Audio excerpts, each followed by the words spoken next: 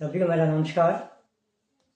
आज का हमारा विषय है मन के पैमाने सही होना बहुत ज़रूरी है। जब हम अपने मन से कोई स्टैंडर्ड मेंटेन करते हैं तो एक पैमाने के आधार पे करते हैं। पैमाना अगर किसी इंसान का सही नहीं है तो इंसान एक गलत रास्ते पे चलता है, उसकी गलत सोच बनती है। हमारे आज भी पूरी दुनिया के अंदर अगर हम 1 मीटर की बात करते हैं तो हर एक स्थान पे 1 मीटर का ही पैमाना सही माना जाता है। अगर हम 1 किलो को मानते हैं तो 1 किलो ही माना जाता है। अगर हम 1 लीटर को मानते हैं तो 1 लीटर ही पैमाना माना जाता है।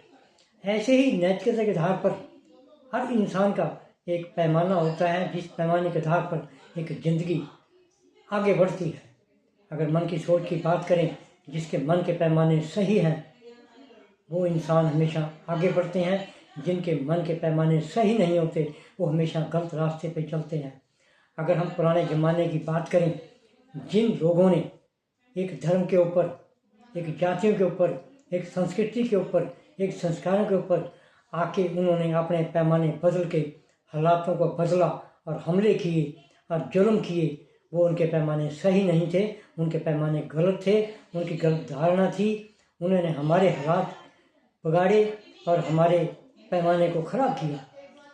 समय के अनुसार अगर हम जो पुराने ज़माने के हिसाब से नए समय की बात करें तो हमारे को अपने हालात के मुताबिक अब अपने पैमाने सही करने होंगे। हम अपने धर्मों के प्रति, हम अपनी जातियों के प्रति, हम अपने संस्कारों के प्रति, हम अपनी शिक्षा के प्रति अपने पैमाने सही करने होंगे।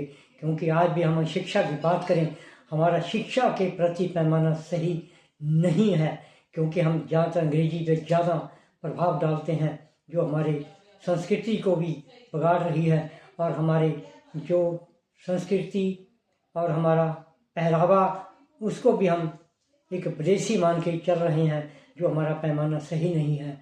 हमारे को समय की मांग के मुताबिक पहले हमारे को अपना पैमाने सही करने होंगे, तभी हमारा समाज सही होगा। अगर हमारे पैमाने सही होंगे तभी हम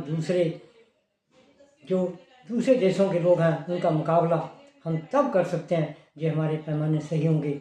हम अपने समय की मांग के मुताबिक हम अपने पैमाने सही करें, अपनी शिक्षा का आधार सही रखें, अपने परिवार के पैमाने सही करें, अपने बच्चों के पैमाने सही रखें, ताकि हम एक तरक्की के रास्ते बढ़ के एक अच्छे समाज का निर्माण कर सकें। जय हिंद।